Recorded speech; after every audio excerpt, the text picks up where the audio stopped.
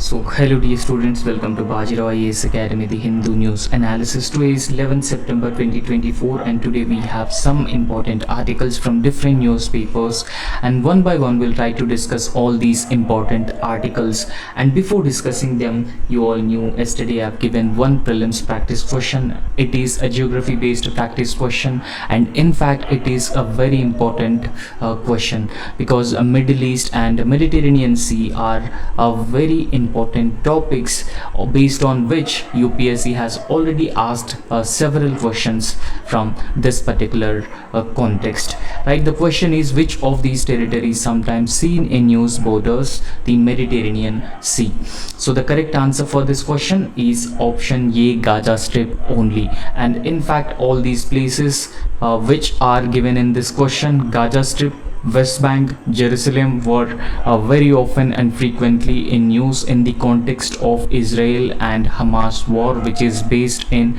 the Gaza Strip. And in fact the correct answer for this question is Gaza Strip, because Gaza Strip is the only territory which borders the Mediterranean Sea. However, on the other hand, West Bank and Jerusalem, they don't share their borders with the Mediterranean Sea. And you could see the map very clearly.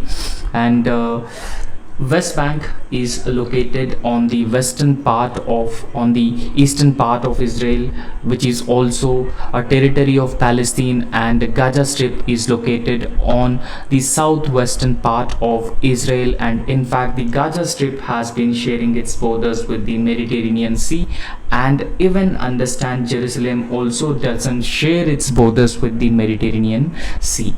Right, so this is the answer for this question. And today I have another very important prelims practice question which is based on polity. So who among the following have the power to increase the retirement age of judges of the High Court and the Supreme Court of India? This is the question, and the options are option A, Department of Justice, Ministry of Law and Justice, option B, President of India, and option C, Parliament, and option D, Supreme Court's Collegium. So try to answer this question in the comment section. And the first topic with which we are going to start this discussion is with the Home Minister Amit Shah.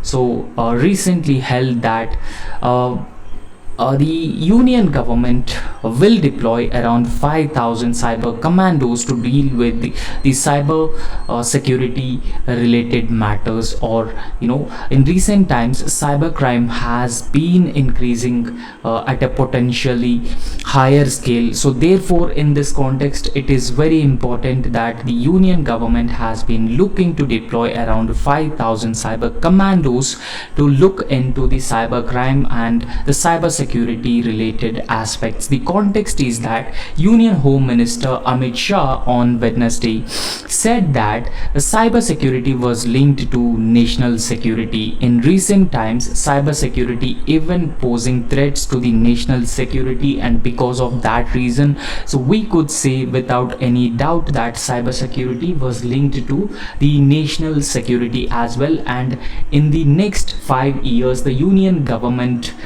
will deploy nearly 5,000 cyber commandos, and these 5,000 cyber commandos would be trained and deployed across the states to counter such threats. Right, so the overall objective of deploying 5,000 cyber commandos to deal with the cyber crime related matters and further strengthen the cyber security. Right, so in fact the trained cyber commandos will usually assist the state governments and even the central law enforcement agencies in securing the digital spaces, thereby preventing the cybersecurity threats, further creating the national security challenges. And in fact you could also see the sources of cybersecurity threats on this infographics given on this image. You could see that the sources include nation states, the criminal groups, especially the organized crime networks, and hackers, terrorist organizations, and hacktivists and malicious insiders and corporate corporate spies. So everyone are potential sources of cybersecurity threats that every state has been facing.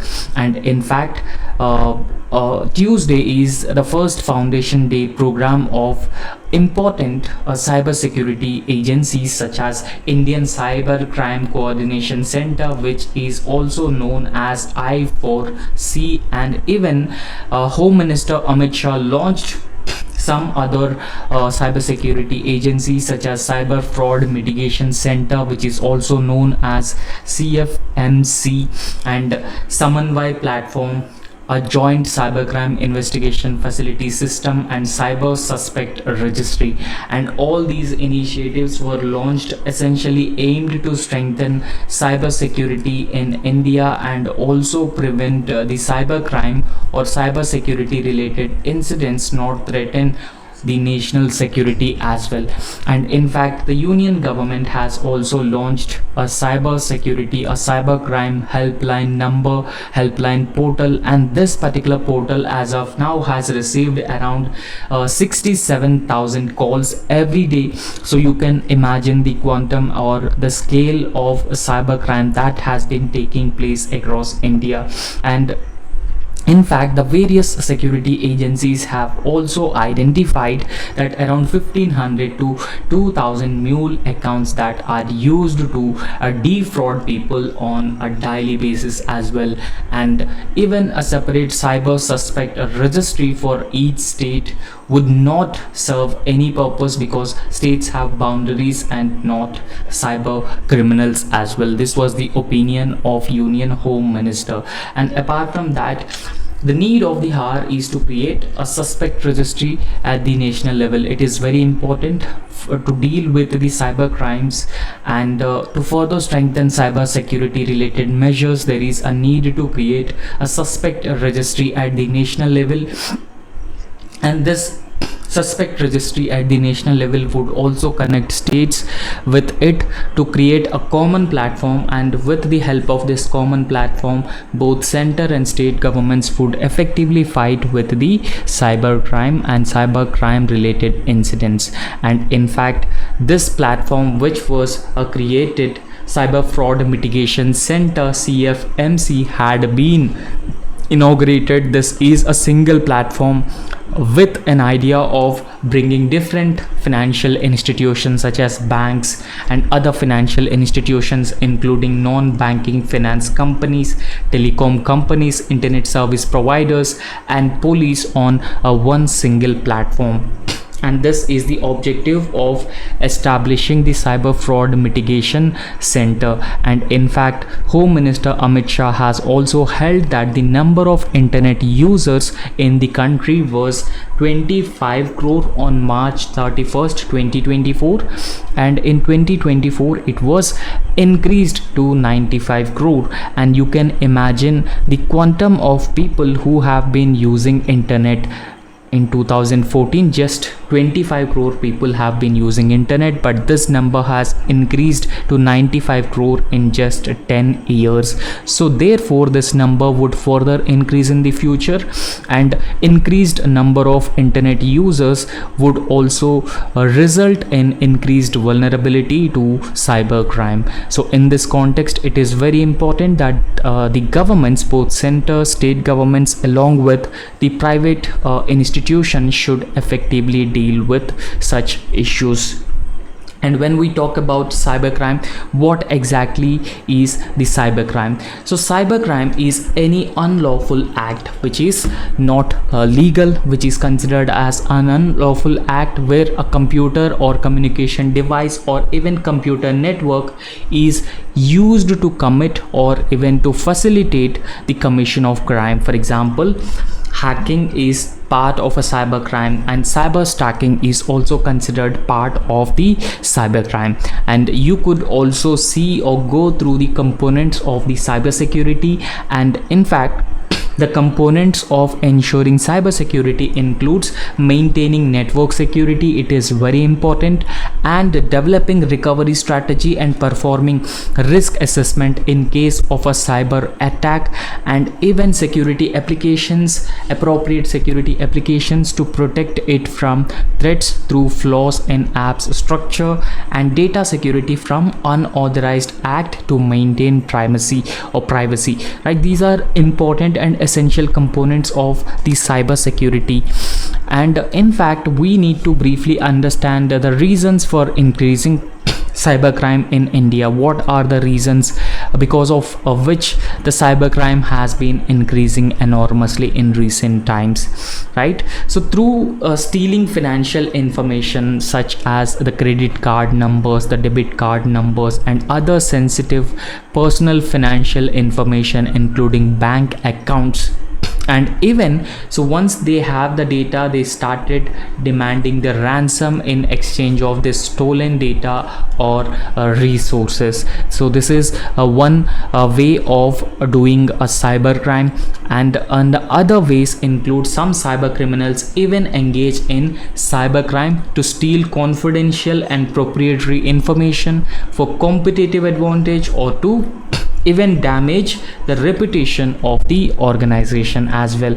And even some cyber criminals engage in cybercrime to harass, defame, or even harm individuals and organizations as well. Some cyber criminals engage in cybercrime simply because of they can, and they also take the advantage of the existing vulnerabilities within the different organizations, different agencies, or within the people's personal information, and they easily stole the information and the resources, and they demand ransom in exchange of this personal information. So these are some reasons for increasing the nature of this cybercrime. However, the government has launched a number of measures to deal with the cybercrime and further strengthen the cyber security. The government has launched these important initiatives. The first important initiative is National Cyber Security Policy. This is a very important policy to further strengthen the cyber security in India. It essentially aims to create a secure cyberspace environment and even to strengthen countries' cyber security as well. And secondly, Indian Cybercrime Coordination Center, I4C. These Indian Cybercrime Coordination Center usually serves as the nodal point for the coordinating efforts to combat cybersecurity in India, with a focus on enhancing the capabilities of the law enforcement agencies to prevent and investigate the cyber crimes as well. And the third important initiative is National Cybercrime Reporting Portal.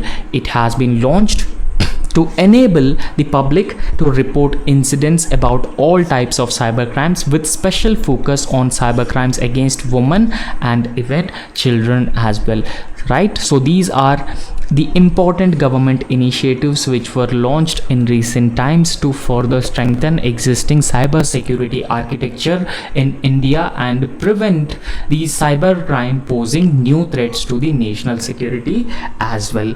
So next, a very important article, so which is based on a study which is conducted on electricity access and how electricity access improves the living standards of the people, how it improves the livelihoods of the people over a period of time.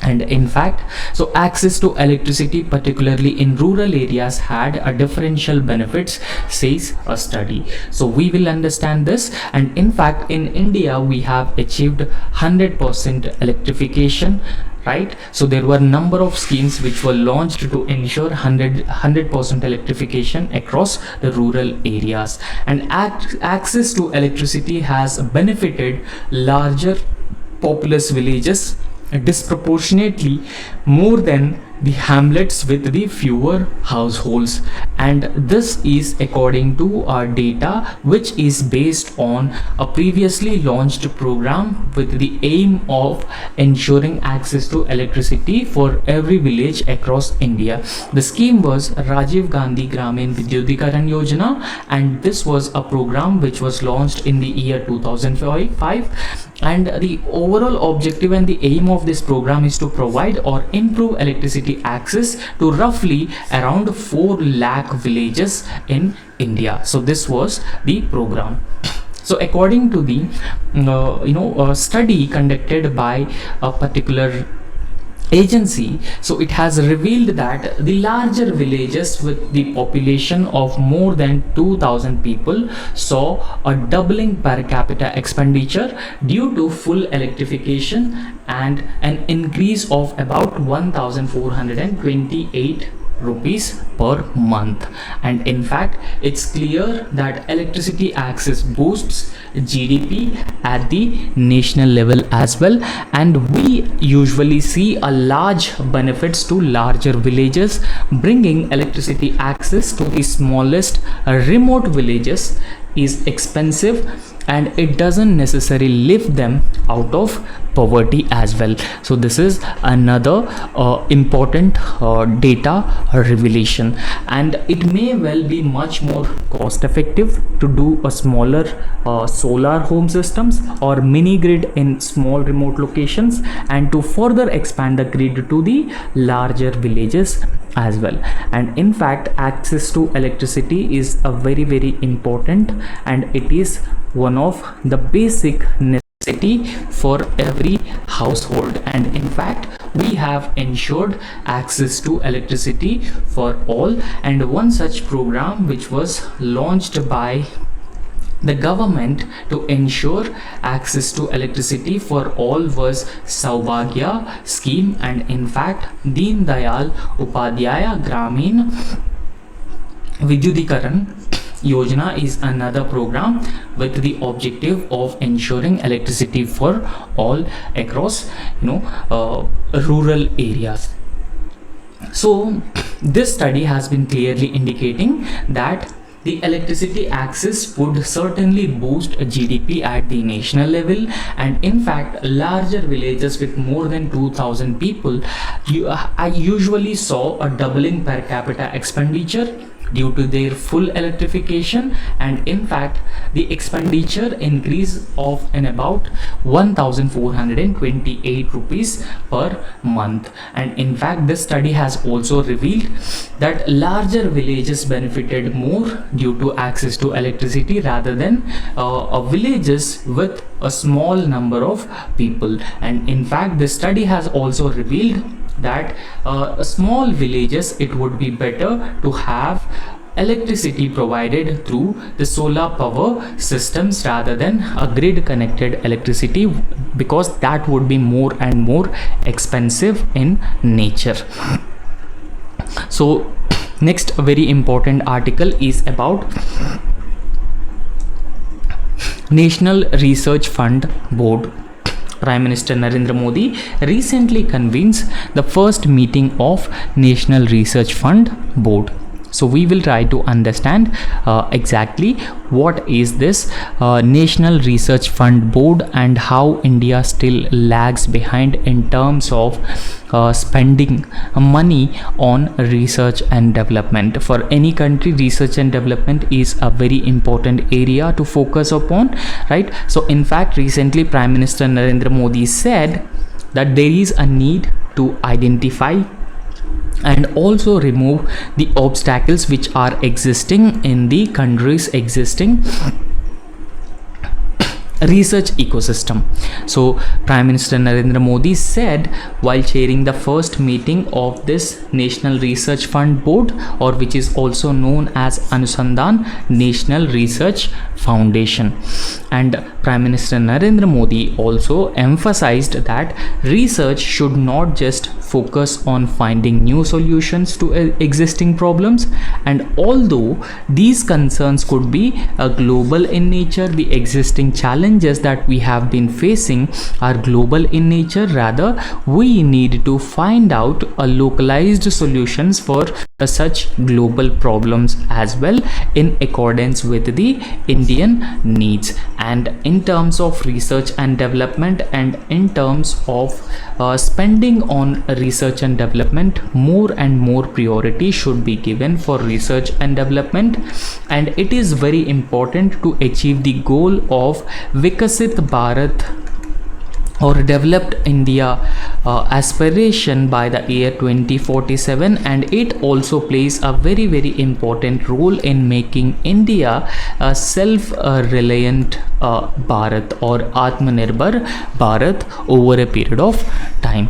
And in fact, the significance of research and innovation, it cannot be overstated in fueling, because research and innovation, research and development plays a very important role in terms of achieving economic growth and even economic development, and even regular and consistent technological advancements and innovation would also enhances the competitiveness of the Indian economy as well at the global level. However, as of now, Indian technological ecosystem or research ecosystem has been suffering from various problems and various challenges. And if you look at those problems that we have been suffering, as of now, India spends a very less amount of money on research and development, which is less than 1% of India's total GDP as well.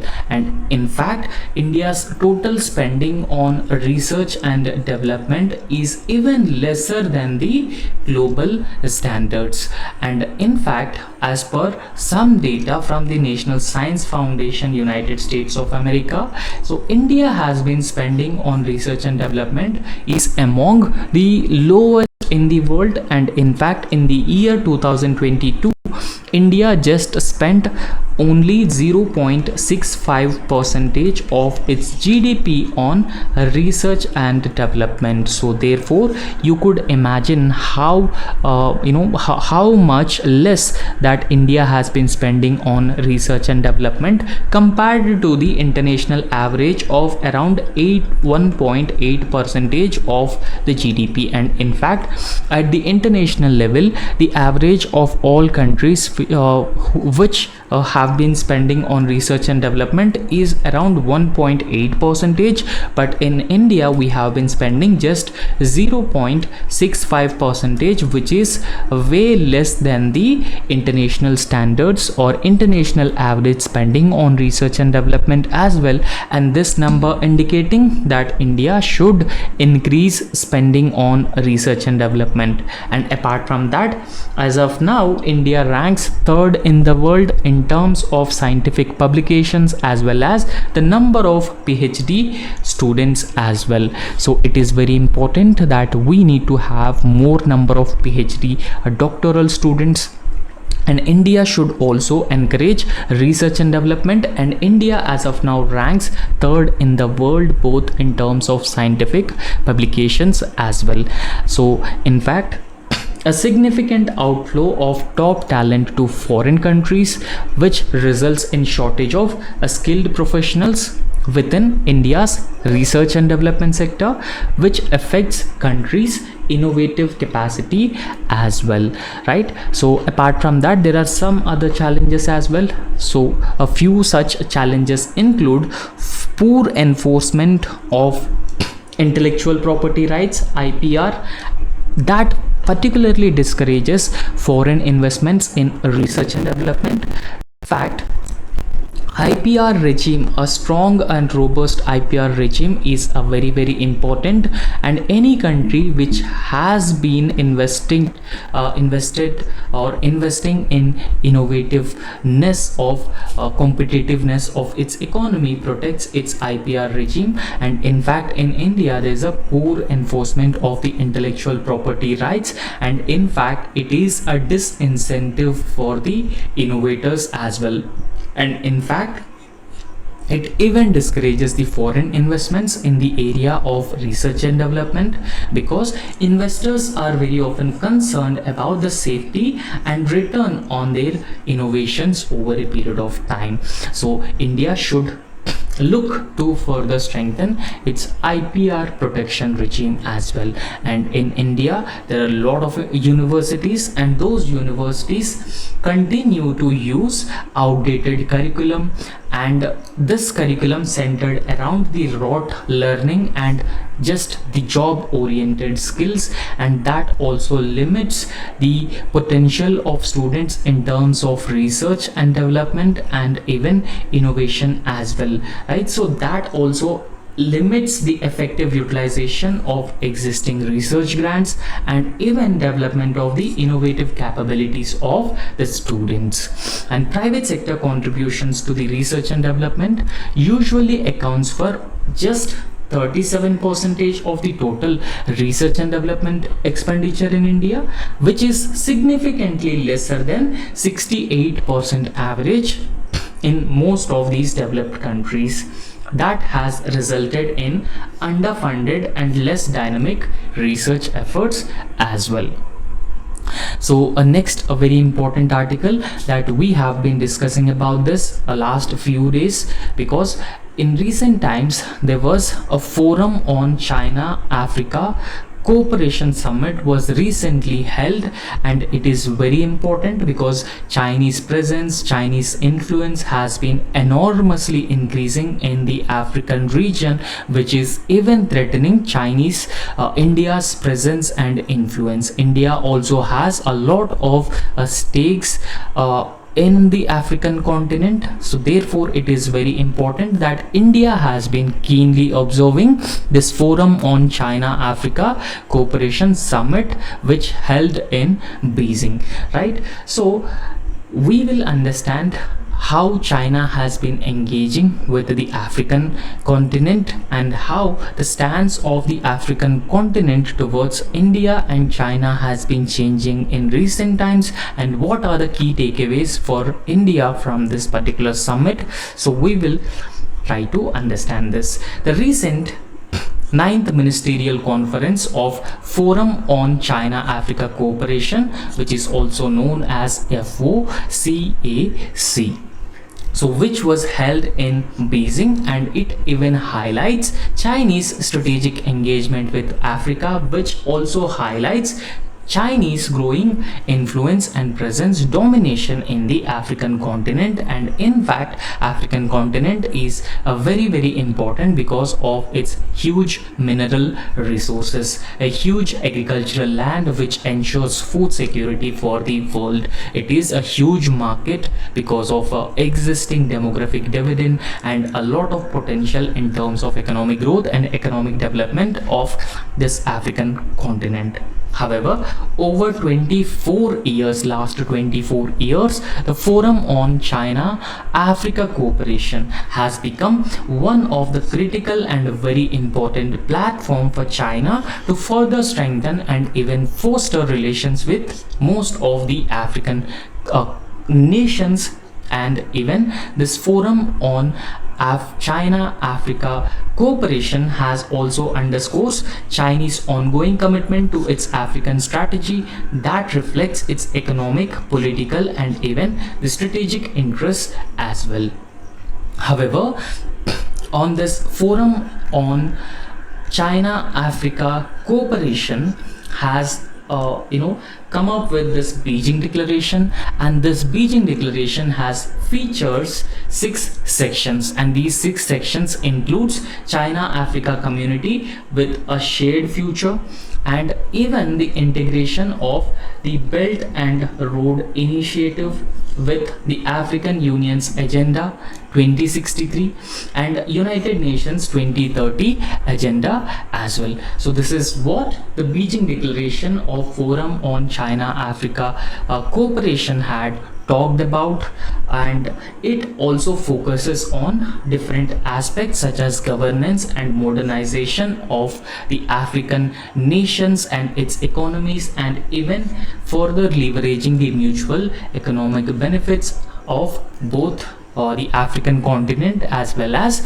China as well. And in fact, China has pledged around 50 billion in financing over the next 3 years for most of the countries in the African continent. So therefore, China has directly emphasized on enhancing trade, connectivity, commerce, green development, particularly in the area of energy, and support for African exports with zero tariff treatment for 100% tariff line. So these are some of the commitments of China towards African continent to further strengthen its relations, its presence, its domination in the African continent. This forum on China Africa Cooperation Summit will be hosted in Congo in the year 2027, with Republic of Congo taking over co-chair along with another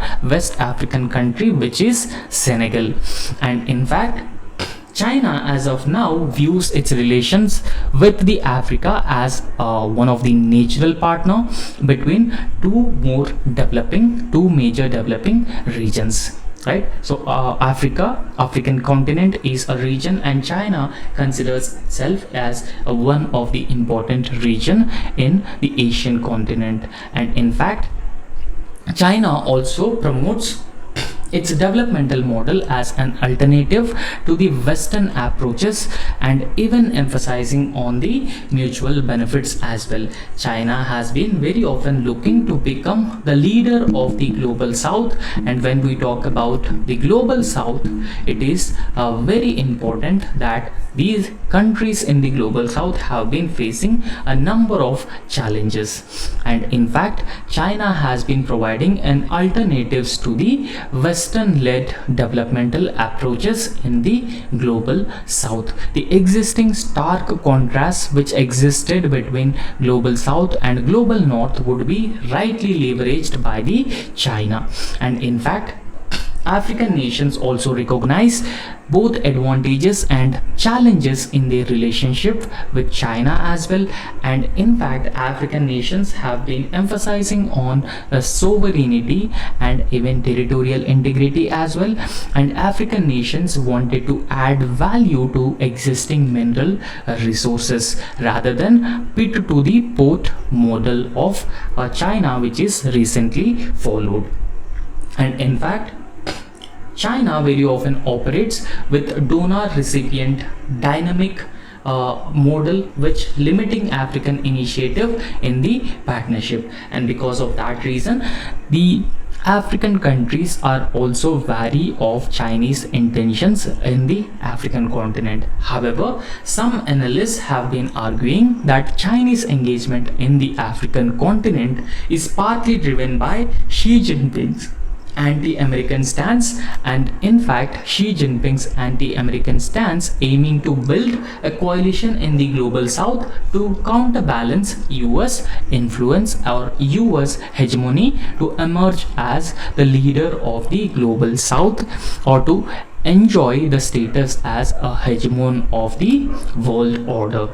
However, we need to understand the China Africa cooperation, this summit, cooperation summits implications for India should also be well understood, because India is a country which has been enjoying enormous goodwill, trust in the African continent, and India and Africa share historic ties from decades. So in this context, we need to understand the implications of this China Africa Forum Summit. India must renew its focus on the African continent with consistent high-level engagement, and in fact, the last India-Africa Forum Summit was held way back in the year 2015, and there has been a noticeable pause as well. In fact, in India's Africa-centered diplomacy, and because of this reason, India still lags behind when it comes to its influence and presence in the African continent. And you could also see some numbers of India's Africa engagement, and in fact India and Africa have a combined population of around 2.3 billion population, and in fact there were around 3 million Indian diaspora still living in the African continent, and there is a 50,000 strong ethnic African diaspora in India. And apart from that, so the trade has increased 20 times in the last 15 years. India Africa bilateral trade is estimated to be around 70 billion US dollars, right? So you could also see the engagement of India Africa in number of areas, and India in this context should enhance its financial contributions to Africa. And one such initiative that India has launched along with other like-minded countries, including India Africa, so Asia Africa growth corridor. So India and Japan have launched together as an alternative to the Chinese BRI in the African continent, right? So while historical ties and even rhetoric are valuable, substantial investments are very important and necessary to match Chinese financial generosity and its impact in the African continent. India needs to reassess and even elevate Africa's role in its foreign policy agenda to ensure that the diplomatic business initiatives are effectively supported. And there is also a need that India should immediately convene India Africa Forum Summit to discuss and further deepen India's Africa engagement. And the other important thing that this is the time that India should hold India Africa Forum Summit is that recently African Union has been included in the G20 group of countries at the initiative of India. Because of this reason as well, it is very important. So today we have one important mains practice question. This is a very important question with respect to the general studies paper 3, because internal security is one of the very important part of the UPSC mains syllabus in general studies paper 3. The question is, left-wing extremism was considered the single largest internal security threat in India, but lately it is on decline.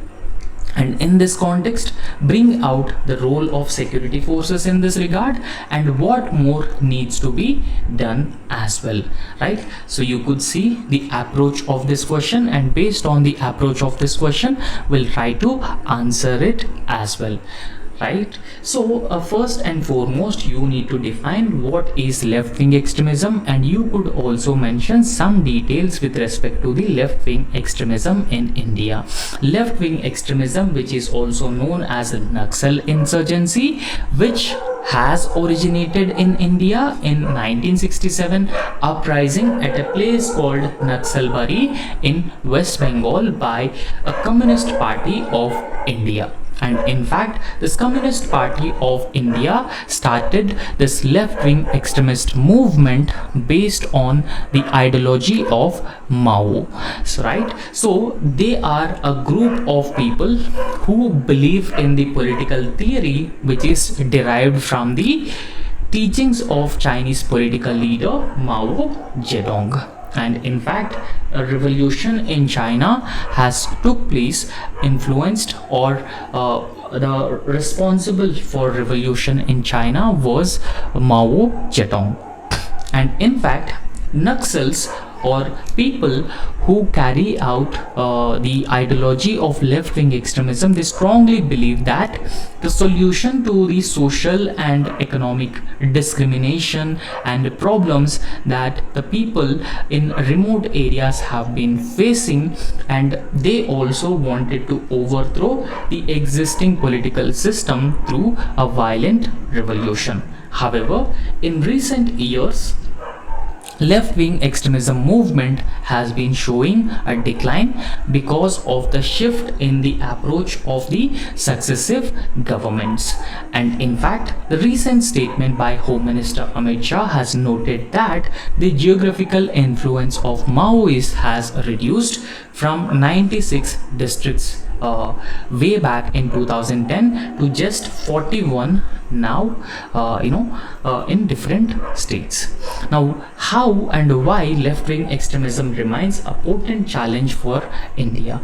Left-wing extremism is still poses a multitude of challenges, and these challenges including radicalization of youth and influencing the youth to be part of this left-wing extremist movement, and it would also hinder the developmental process and the developmental initiatives in the tribal areas of the country, because those are the areas where the left-wing extremism still heavily concentrated, and it would also be a threat to the political stability in the LWE areas. And apart from that, the Maoist insurgency still has a lot of potential in several areas, particularly South Bastar in Chhattisgarh, the Andhra-Odisha border in some districts of Chhattisgarh, and these places are known as potential hotspots of the left-wing extremism, which is still existing, still prevalent. And it is a purely a security driven approach that the government has adopted as of now. However, a purely security driven approach is not that much effective, because it very often fraught with the human rights violations, and it has only added the alienation among the poor in these areas.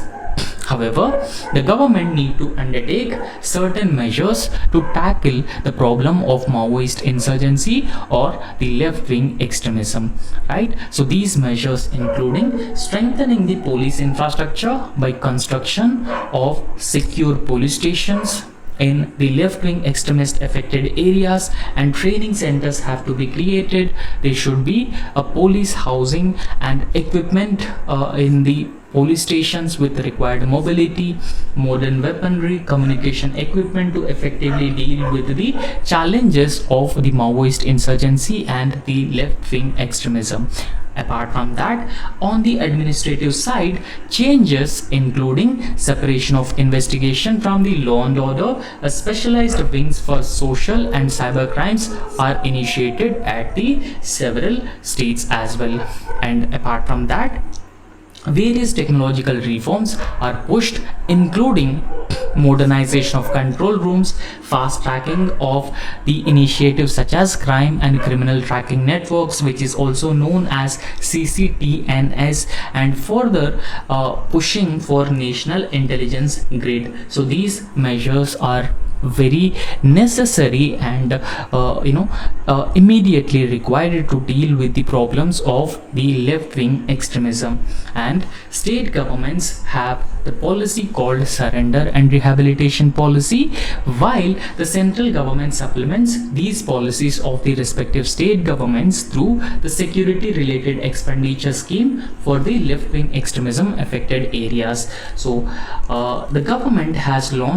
the union government has launched a comprehensive and a holistic program to deal with the left-wing extremism, so which is the project Samadhan or policy of Samadhan, to deal with the problem of left-wing extremism. And apart from that, Niti Aayog has also launched the aspirational districts program in the left-wing extremist areas, so to essentially aim at improving the connectivity, mobility, education, healthcare, agriculture, all these different priority areas in the backward districts of the country. And a number of state governments have launched skill development programs in 34 districts which are affected by the left-wing extremism, and these skill development programs are under implementation from 2011 to 12, and they also aims to establish the ITIs and even skill development centers in the left-wing extremist affected districts. And in fact, it is very important that we need to identify the left-wing extremist areas, and we need to identify and recognize them the priority areas in terms of road connectivity improvement and communication needs.